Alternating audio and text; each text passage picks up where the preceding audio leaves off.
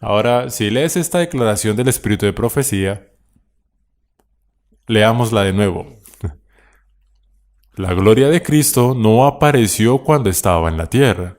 En aquel entonces Él era el hombre de sufrimientos y familiarizado con el dolor. Los hombres escondían su rostro de Él, pero estaba siguiendo el camino que Dios había trazado para Él.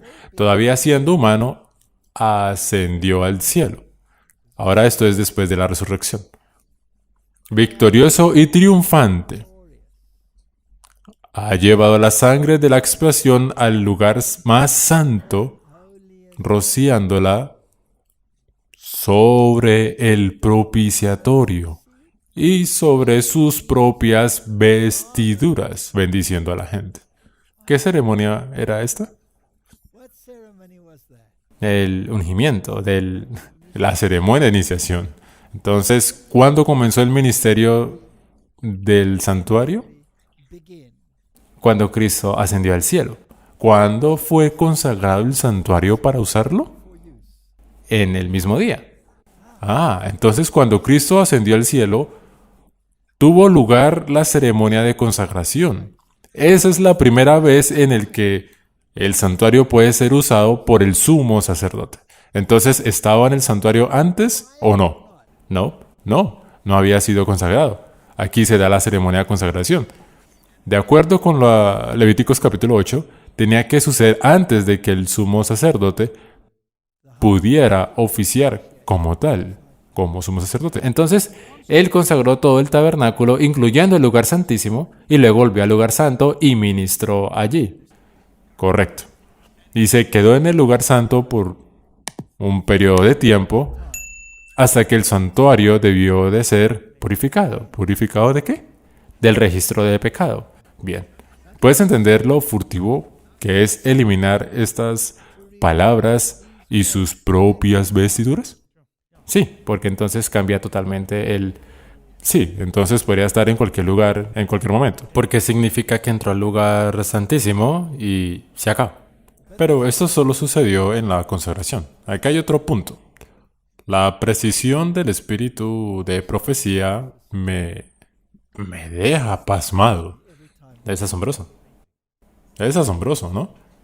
Hay personas, Martín, que dicen que esa persona que escribió este tipo de cosas sufría patologías cerebrales o tenía ataques epilépticos, como mencionamos antes. Y ellos nunca estudiaron lo que ella dijo una y otra vez, excepto cuando quieren probar que está equivocada. ¿Sí? O para deshacerse de alguna acusación que es incómoda para ellos. ¿Ok? Solo piensa cuán importante era que esta ceremonia suceda como lo hizo. Cuán humillante debe haber sido para Aarón y sus hijos. Sí, que Moisés haya tenido que consagrarlos a ellos. Después de eso, debían quedarse allí por 7 días. En otras palabras, probablemente debían practicar una y otra vez para asegurarse de que no hagan ningún error. Y ellos no tenían ninguna justificación propia, era colocada sobre ellos. No se lavaban ellos mismos, eran lavados y sus vestidores eran rociadas con la sangre. Y esto los hacía justos. Solo a través de la sangre podemos ser justos. Si esta no es la pluma de una persona inspirada, entonces no he leído nunca en mi vida a una persona inspirada. Espero que eso responda a la pregunta de si Cristo entró al lugar santo o al lugar santísimo. Ahora también hay gente que dice, pero el trono del Padre es el lugar santísimo. Y es por eso que Él fue. En Apocalipsis dice que Él fue al anciano de días. Entonces, ¿cómo explicamos esa parte? Verás, la gente tiene esa idea de que Dios está fijado en un lugar. Pero el trono de Dios es móvil. ¿Sí? Si lees la visión de Ezequiel, por ejemplo, tienes una explicación del trono móvil de Dios. Y había más de un trono. Había un trono en el lugar santo también. El altar del pan de la proposición era también un trono. Y tenía dos coronas. Tenía una corona a su alrededor. Sí, dos coronas. Dos coronas. Porque él se sentaría en el trono de su padre, correcto. Los dos serían parte de ese trono. En el mismo sentido, Cristo no está inmovilizado. Él se mueve, pero su oficio es en el lugar santo. ¿Sabes? En realidad, esta tipología y estas enseñanzas son tan hermosas. Sí. Entonces, Martín, si él entró al lugar santo, en algún momento se debe mover el lugar santísimo si quiere cumplir con la prefiguración en el Antiguo Testamento. ¿Ok? Debe moverse al lugar santísimo en algún punto. No hay otro versículo en la Biblia, aparte de la profecía de los 2300 días, que mencionen un periodo de purificación del santuario. Entonces 1844 se vuelve muy relevante. Si 1844 se vuelve relevante porque la profecía debe ser cumplida, entonces el mensaje del juicio, la hora de su juicio ha llegado, debe ser relevante, ¿no? Ahora, Dios podría prescindir de todo esto. Quiero decir, Dios lo sabe todo. No necesita registros, no tiene que probar nada ante nadie, pero ese no es su carácter. Es para los otros, nosotros. Por eso hay registros. Para que todos, al final de todo el proceso, puedan satisfacerse en la justicia de Dios y saber que es razonable, honrado, verdadero y justo y honrado. Dirán eso de sus juicios. Es hermoso, es hermoso. El plan de salvación está completo. Pero si ignoras una pequeña frase, una pequeña, y sus vestiduras, terminarás en confusión total. Y también cuando estaba en el lugar santo, en 1844, fue al lugar santísimo a hacer su juicio, no significa que ya no cumple su rol del lugar santo. Todavía lo hace. De lo contrario, no habría esperanza para nadie. Todavía es la luz del mundo. Todavía es el creador de vida. Sí. Y su justicia todavía se mezcla con las oraciones. Mientras se cierre el tiempo de gracia, todavía tenemos acceso a él. Todavía oficia tipológicamente en el altar del incienso. Aún es la luz del mundo. Él es la oración de la presencia de Dios. Todas estas cosas son al mismo tiempo, pero el juicio ha comenzado. Martín, espero que esto haya respondido la pregunta.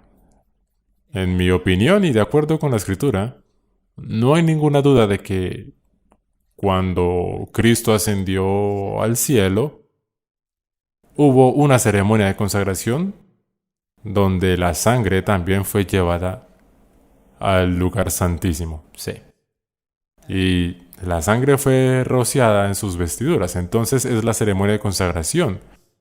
Después de eso, Cristo ofició en el lugar santo hasta que finaliza la profecía de los 2300 días, porque es la única que dice cuándo sucedió el cambio y que es en 1844, ¿sí? Y Daniel dijo que la profecía nos lleva a los últimos eventos.